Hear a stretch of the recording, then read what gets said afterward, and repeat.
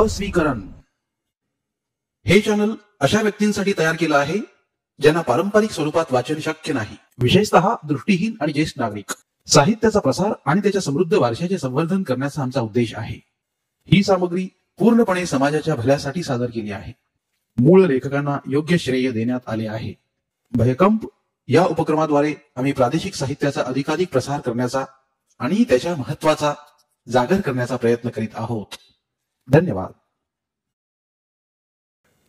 नमस्कार श्रोते मित्र हो. भयकंप सादर करत आहे भय कथा कादंबरीकार नारायण धारप लिखित कादंबरी ग्रहण, प्रकरण 20. सोमवारी बँकेचं पत्र आलं. तिची खास परिस्थिती लक्षात घेऊन तिला आणखी एक संपूर्ण महिना पूर्ण पगारी रजा मंजूर करण्यात येत आहे. त्यावर आवश्यकता असल्यास आणखी 1 महिना रजा मंजूर करण्यात येईल. सेवेची फक्त 11 वर्षे लक्षात घेता निवृत्तीचा पर्याय मान्य करता येत नाही. अधिकृत वैद्यकीय संस्थांमार्फत वैद्यकीय सेवेच्या खर्चाचे तपशील सादर केले तर त्यातील योग्य तो भार बँकेतर्फे उचलण्यात येईल, इत्यादी इत्यादी. म्हणजे तिला दुसरा मार्गच उरला नव्हता. दुपारी ती सुरेखाकडे गेली. आता आणखी काही महिने तरी तिला इथेच राहावं लागणार. पैशाची बाब स्पष्ट करून घ्यायला हवी होती. सुरेखा, तू डॉक्टरांना सांगितलं होतंस की दरमहा मी तुला 500 रुपये देते आणि पेईंग गेस्ट म्हणून राहते. हो, पण वसू, पण नाही. आधी माझ्या प्रश्नांची उत्तरं दे. तुला माहीत आहे मला मागचं काहीही आठवत नाही आहे. माहीत आहे ना? हो. मग 500 हा आकडा खरा आहे? खरं खरं तेच सांग प्लीज.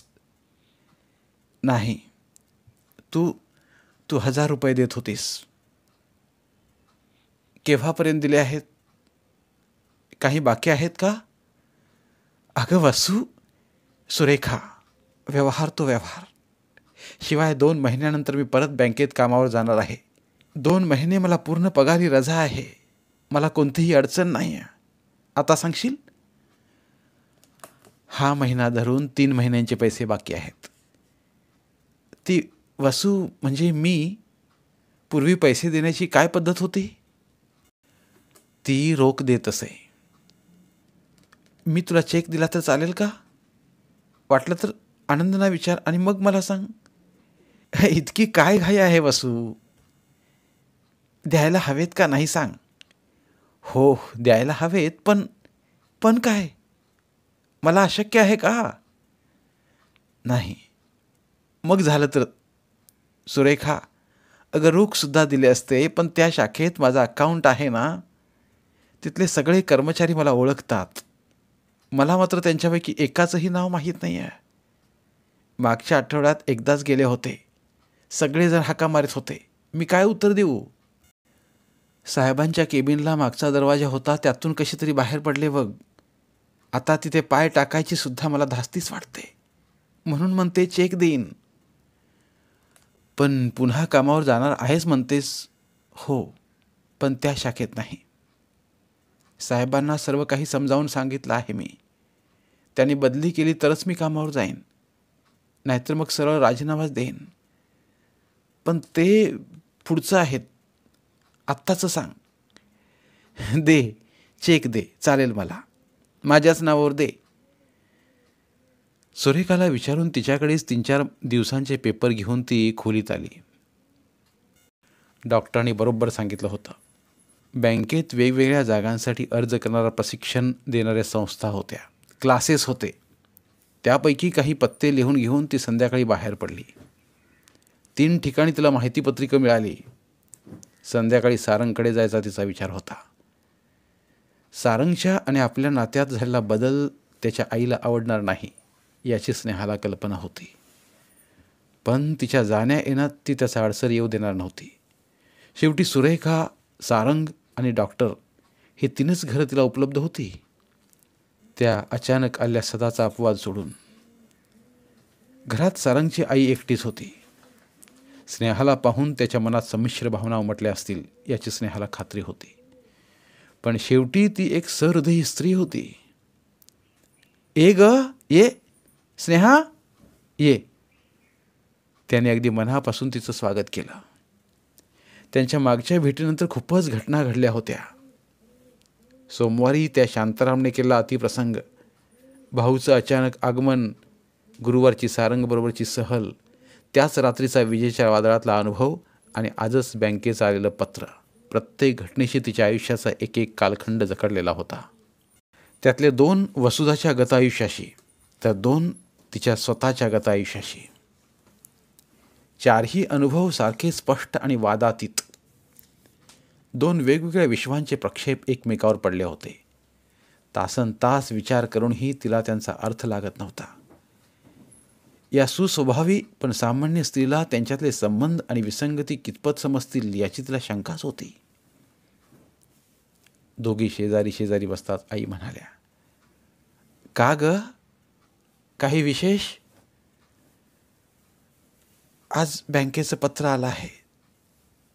2 महिने, वाटलं तर आणखी 1 महिना पगारी रजा मंजूर झाली आहे मला. मग छानच की. हो, डॉक्टर म्हणाले होते हल्ली क्लासेस असतात, त्यांच्यातून बँकेचं कामकाज शिकवतात. 2-3 महिन्यात तयारी होईल अशी सर्वांनी खात्री दिली आहे. मी तो क्लास धरणार आहे. मग छानच होईल की. स्नेहाच्या लक्षात आलं, सारंगच्या आईचं बोलण्यात खरं लक्ष नाही आहे. त्यांच्या मनात काय विचार चालले असतील याची तिला कल्पना होती. स्नेहाकडे न पाहता त्या म्हणाल्या, स्नेहा, तुला एक विचारायचं होतं. मग त्याला परवानगी कशाला हवी? विचारा की. जरा नाजूक बाब आहे, कदाचित तुला राग येईल. तुमच्या एका शब्दाचाही मला राग यायचा नाही आई. तुझी गाठ पडल्यापासून सारंग बदलला आहे स्नेहा. स्नेहा काहीच बोलली नाही. त्या मंगलच्या अपघाती मृत्यूचा त्याच्या मनावर अतिशय परिणाम झाला होता. आता इतक्या दिवसानंतर तो त्या शॉकमधून जरा जरा सावरायला लागला होता. तरीही स्नेहा नुसती बसून राहिली. आता त्याची तिशी उलटून गेली. जरा जरा आशा वाटायला लागली होती की गाडी आता लाईनवर येईल. हो, स्नेहा मनाशी म्हणाली, एखाद्या चांगल्या मुलीशी विवाह, मग मुलं बाळ, संसार. त्यांच्या आशेत गैर काय होतं? पण ती त्यांनाच बोलू देणार होती. कदाचित त्यांना बोलणं कठीण जाणार असेल, पण त्यांचे विचार त्यांना स्वतःला स्पष्टपणे कळायला हवेत. गेल्या 15-16 दिवसात तुम्ही दोघं बरेच एकत्र असता नाही का? हो, त्याने खूप मदत केली खरी, पण मागूनही. हो, तळेगावला आले होते. मागच्या गुरुवारीही आम्ही एकत्र होतो. कदाचित या गुरुवारीही येतील. स्नेहा, आई, मला त्यांनी मंगलच्या अपघाताचा इतिहास सांगितला आहे. माणसाच्या अशा अचानक वियोगाने मन कसं कासावीस होतं याचा मला तर पुरापुरा अनुभव आहे. त्या अर्थाने आम्ही दोघंही समदुःखीच आहोत. या वियोगाच्या अनुभवातून गेल्याशिवाय त्याची आज समजत नाही आई. मलाही त्यांच्याबद्दल फार सहानुभूती वाटते. हो, ते एक आहेच, आई म्हणाल्या. मुलाबद्दलची काळजी आणि त्यांचा सुस्वभाव त्यांना शब्द जड जात होते हे उघड होतं. आई, मी त्यांना कोणतंही प्रोत्साहन देत नाही आहे, पण विरोधही करीत नाही आहे. तुम्हाला कदाचित समजेल, कदाचित समजणारही नाही, कारण तो अनुभव सहसा कुणाला येतच नाही आहे. एका सर्वस्वी परक्या जगात मी येऊन दाखल झाले आहे. इथे मला कोणीही नाही. त्यामुळे तर मला त्यांचा फार आधार वाटतो. अर्थात त्यांनाही माझ्या सहवासात काहीतरी समाधान मिळत असलंच पाहिजे. याखेरीज ते माझ्यासाठी असा आणि इतका वेळ काढणारच नाहीत. जरा वक्र मार्गाने तिने आईंना जेवढं सुचवता येण्यासारखं होतं ते सुचवलं होतं. अर्थात ती आणि सारंग दोघेही स्वतंत्र होते. स्वतःचे मुख्य त्यार होते. कोणालाही बांधील नव्हते, पण तरीही त्यांची भूमिका निदान इतरांना समजायला हवी. एक उसासा सोडून आई उठल्या. थांबणार आहेस ना? येतीलच एक एवढ्यात. हो, मी सर्वांना भेटायलाच आले आहे. खरोखरच 15-20 मिनिटात सगळे आले. आधी आला तो सारंग. स्नेहाला पाहताच त्याला झालेला आनंद अगदी उघड दिसत होता. मग प्रिया, कृष्णराव हेही आले. स्नेहाने बँकेकडून आलेलं पत्र सारंगच्या हाती दिलं. ते वाचून होताच तो म्हणाला, वाह, छान झालं की. आणि मग आईकडे वळून, आई हे बघ, स्नेहाला 2-3 महिन्यांची पूर्वपगारी रजा मंजूर झाली आहे. आई आणि कृष्णराव स्नेहाकडे वळताच ती म्हणाली, पण मला बँकेतल्या व्यवहाराची काडी इतकीही माहिती नाही. पण मी त्यासाठी एक चांगला क्लास जॉईन करणार आहे. क्लासमध्ये शिकवतात सगळं? हो, मी चौकशीला गेले होते. तिथे त्यांनी त्यांच्याकडे कोचिंग घेऊन नंतर बँकेत नोकरीला लागल्यांची नावनिशीवार अशी लांबच्या लांब यादीच दाखवली. स्नेहा, नाहीतरी दिवसभर मोकळीच असणार ना? प्रिया म्हणाली, मग आमच्याकडचा एखादा शॉर्ट कोर्स सुद्धा कर की. आजकाल सगळीकडे कॉम्प्युटरचा वापर असतो. बँकांतून तर सगळीकडे कॉम्प्युटरच असतात. बँकांच्या कितीतरी बॅचेस आमच्याकडे शिकण्यासाठी पाठवल्या जातात. काही कठीण नाही बघ. प्रिया आत गेली. स्वयंपाकघरातून तिने स्नेहासाठी एका डिशमध्ये काही काही आणलं होतं. फरसाण, वेफर्स, काजू, बर्फी. स्नेहाला ती डिश हातात घेताना अजिबात अवघड वाटलं नाही. उलट डिश हातात घेऊन ती सर्वांच्या पुढे गेली. कृष्णरावांनी सुद्धा डिशमधले 2-4 वेफर्स घेतले. सर्वांच्या मध्ये फिरता फिरता डिश रिकामी झाली. डिश खाली ठेवत स्नेहा म्हणाली, बरं आहे आई, निघते मी. प्रिया, जाते ग, हे सांगायलाच आले होते. सारंग अर्थात तिला पोचवायला खालच्या मोठ्या गेटपर्यंत आला होता. रस्त्यावरच ते दोघं काही वेळ उभे राहिले. किती वेळ झाला होता तो आल्याला? 15-20 मिनिटं झाली असतील. खरं तर मुद्दामच जरा आधी आले होते, आईशी बोलायचं होतं म्हणून. आईशी? काय? त्यांना थोडीशी कल्पना द्यायला हवी होती. तुम्ही माझ्याबरोबर बराच वेळ असता हे अर्थात त्यांच्या ध्यानात आलंच आहे. शक्य तितक्या सौम्य शब्दात मी त्यांना सांगितले की आपल्या दोघांच्यात दुःखाचा, वियोगाचा एक समान धागा आहे. एकमेकांबद्दल सहानुभूती आहे. तेव्हा आपल्या भेटीगाठी होतच राहणार. मी आणखी काही सांगण्याची आवश्यकता नाही ना? त्यांनी काही विचारलं तर खरं खरं तेच सांगा. कदाचित एव्हानाच त्यांना पुढची थोडी बहुत कल्पना आलीच असेल. ठीक आहे, पोचवायला येऊ का? मुळीच नको. मग गुरुवारी येतो. मागच्यासारखीच कुठेतरी बाहेर जाऊ. हो. रस्त्याने येणाऱ्या रिक्षाला सारंगने खून करून थांबवलं आणि रिक्षात बसल्यावर अच्छा असे म्हणून तिने त्याचा निरोप घेतला. रिक्षातून येताना आणि खोलीवर परत आल्यावर स्नेहा सतत विचार करत होती. त्या वादळी विजेच्या अंधाऱ्या रात्रीतली मुन्नाची झालेली भेट. आपण सारंगला त्याबद्दल अवाक्षरानेही काही का सांगितलं नाही? त्यामागे केवळ ती एकच इच्छा होती का की तो अनुभव स्वतःशीच ठेवावा? का आणखी एखादं कारण होतं? तिला अशी तर भीती वाटली नसेल की सारंगचा अशा विलक्षण घटनेवर विश्वास बसणार नाही? आत्तापर्यंतची ती हकीकत काय कमी विलक्षण होती? सारंगने आत्तापर्यंत तिच्या एका शब्दाचीही शंका घेतली नव्हती. विश्वास ठेवला होता. पण तो विश्वास अगदी एखाद्या पातळ पापुद्र्यासारखा असला तर, एखाद्या साबणाच्या बुडबुड्यासारखा असला तर? तिला कळत होतं हे विचार चूक आहेत.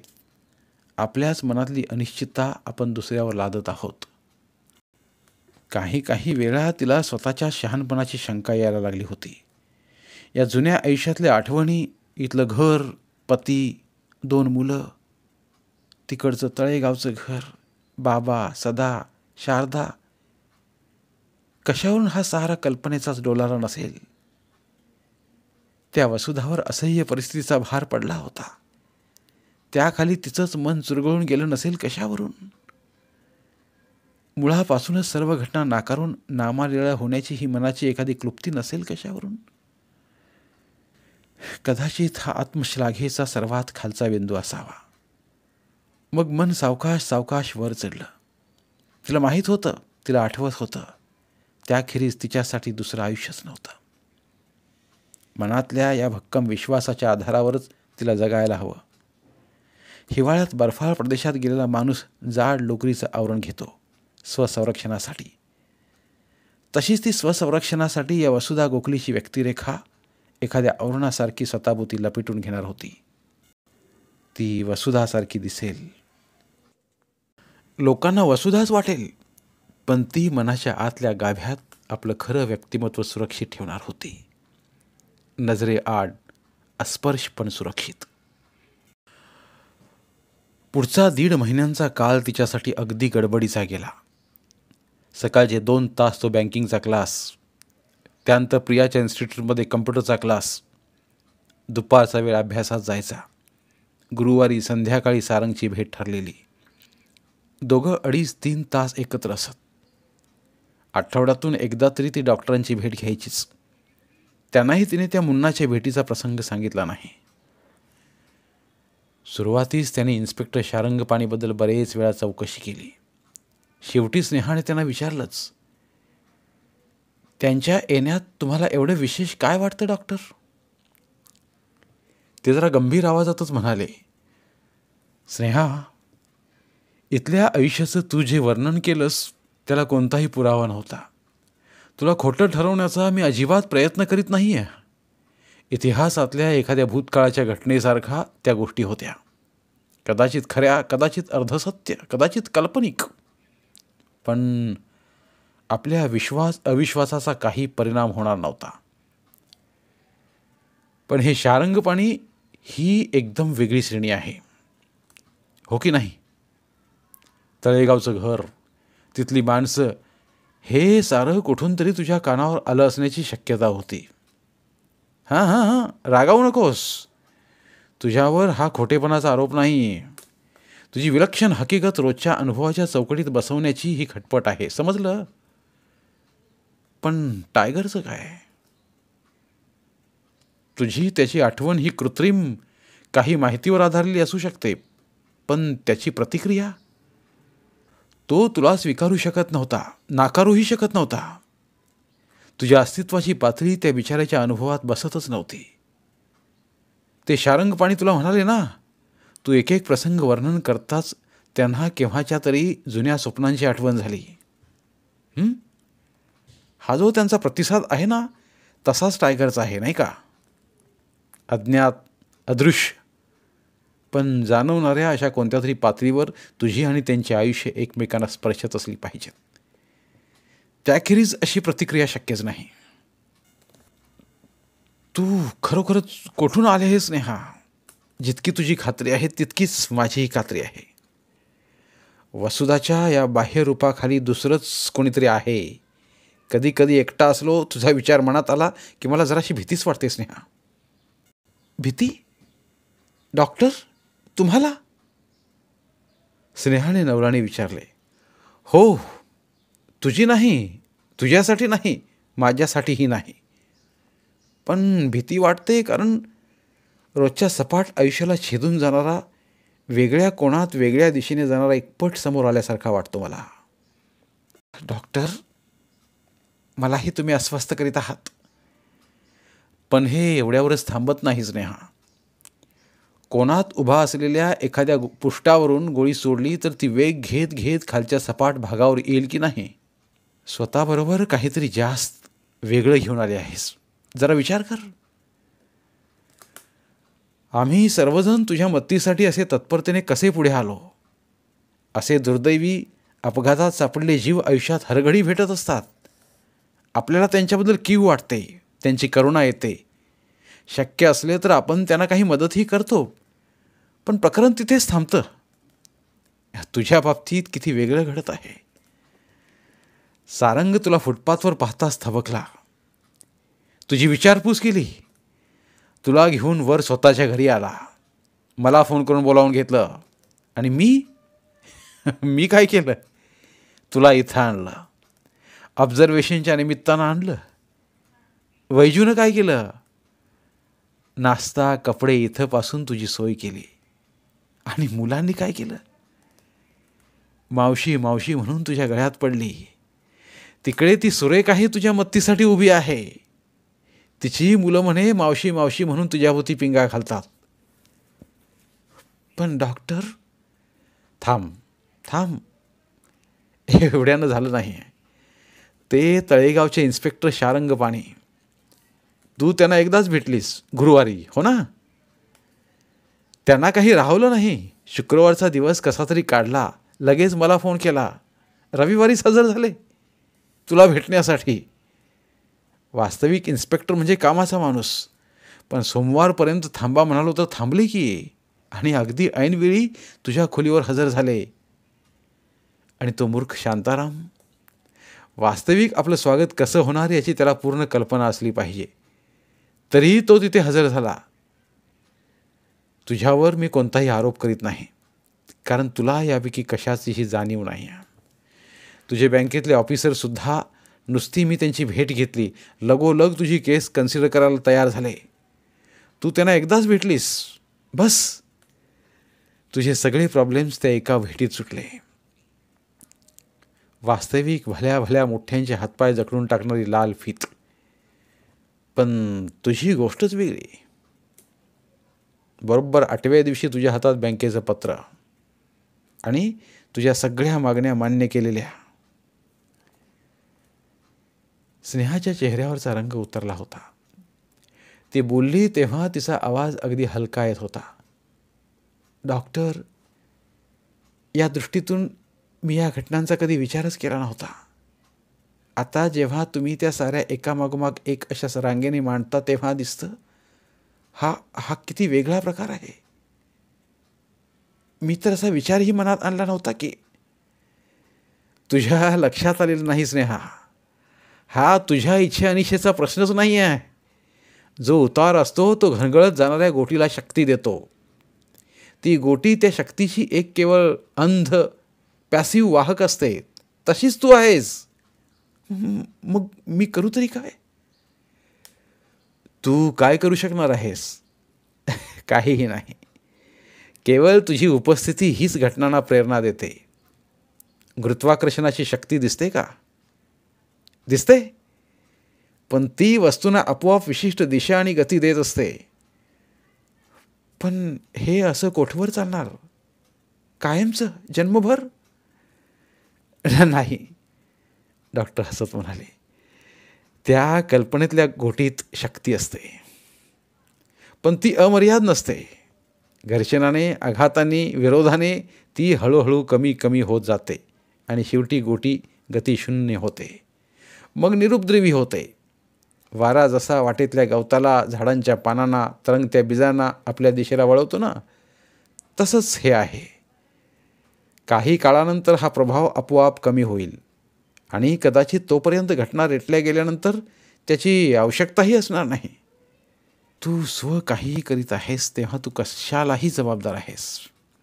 आणि ज्या घटना घडल्या त्यात कोणालाही इजा झाली नाही, कोणाचंही नुकसान झालं नाही आहे, तेव्हा स्वतःला अपराधी, दोषी समजू नकोस. खरं तर हे तुला सांगायची माझी इच्छा नव्हती, कारण आता हा विचार तुझ्या मनातून जाणार नाही आणि तुझ्या वागण्यात कदाचित कृत्रिमपणा येईल. बरं, ते असू दे. आता एका गोष्टीबद्दल विचारायचं आहे. विचारू? विचारा की. त्याला परवानगी कशाला हवी? उत्तर मात्र खरं द्यायचं. सारंगच्या बाबतीत काय? त्यांच्या बाबतीत काय म्हणजे?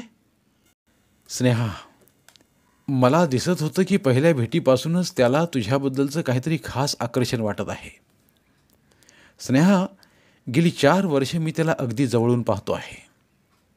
त्याची ती मंगल अपघातात सापडली आणि सारंगच्या आयुष्याला काही अर्थच राहिला नाही, काही दिशाच राहिली नाही. आम्ही त्याची समजूत काढण्याचे कितीतरी प्रयत्न केले, पण परिणाम शून्य. आणि तुझ्या केवळ एका भेटीनं त्याच्यात केवढा बदल झाला. मघाशी वर्णन केलेल्या साखळीतलाच हा आणखी एक दुवा आहे, नाही का? आता सांग, प्रगती कशी आहे? हां हां, अशी काय पाहते आहेस माझ्याकडे? बाकीचे काय डोळे मिटून बसले आहेत की काय? तिचा चेहरा जरासा खिन्न झाला. स्नेहा, मित्र म्हणतो तुझ्या भेटीने हा सारंग माणसात आला. तुमच्या दोघात जर खरोखरच आपुलकीचा प्रेमाचा पाश निर्माण झाला तर माझ्यासारखा आनंद कोणालाच व्हायचा नाही. पण सगळ्यांनाच ते आवडायचं नाही डॉक्टर. आवडायचं नाही? हो, सारंगची आई, माझ्याबद्दल त्यांच्या मनात खरोखर जिव्हाळा आहे. पण सारंग माझ्यात जास्त गुंतून पडतात ते त्यांना तितकंसं पसंत नसावं, आणि त्यामागचं कारणही मला माहीत आहे. निदान ते कारण असावं असं वाटतं. माझ्या वेगवेगळ्या वर्णनांनी जी प्रत्यक्षात खोटी ठरली आहेत त्यांना मी विश्वसनीय वाटत नसावी. अगदी स्पष्टच सांगायचं म्हणजे त्यांना मी एखादी मेंटल केसच वाटते. मावशीला शक्यच नाही. माझा काय तर्क आहे तो मी सांगितला डॉक्टर. शेवटी सारंग त्यांचा एकुलता एक मुलगा. सदैव त्याच्याच हिताचा ते विचार करत असणार, नाही का? मी त्यांना कधीही दोष देणार नाही. पण तू माझ्या प्रश्नाचं उत्तर दिलंच नाहीस. तुमच्यात जर खरोखरच एखादा अफेअर असेल तर प्रकरण कोठपर्यंत आलं आहे? स्नेहा डॉक्टरांना खोटं कसं सांगणार? गेल्या गुरुवारी आम्ही एका रिसॉर्टवर गेलो होतो. खूप वेळ एकमेकांच्या सहवासात होतो आम्ही. संभाषण वेगवेगळ्या वळणांतून गेलं, पण शेवटी दोघांनी एकमेकांना आपली पसंती सांगितली. वाह वाह, बेस्ट. पण एक ऐका डॉक्टर, सध्या तरी आम्ही दोघांनी ठरवलं आहे की ही गोष्ट आमच्या दोघांतच खाजगी ठेवायची. धन्यवाद. उर्वरित कादंबरी पुढील भागात. धन्यवाद. प्रिय श्रोते मित्र हो, आपल्यासाठी एक आवाहन. आमच्या चॅनलच्या प्लेलिस्ट विभागात तुमच्यासाठी शेकडो कादंबऱ्यांचे ऑडिओ बुक्स उपलब्ध आहेत. तिथे प्रत्येक कादंबरीचे सर्व भाग एकत्रित मिळतील. त्यामुळे सध्या सुरू असलेल्या क्रमशः कादंबरीच्या पुढील भागासाठी वाट पाहण्याची गरज नाही. तुमच्या वेळेनुसार तुम्ही संपूर्ण कादंबरी सलगपणे ऐकू शकतात आणि साहित्याचा आस्वाद घेऊ शकता. कृपया आमच्या चॅनलच्या होमपेजवर जाऊन प्लेलिस्ट चेक करा आणि तुमची आवडती कादंबरी निवडा. धन्यवाद.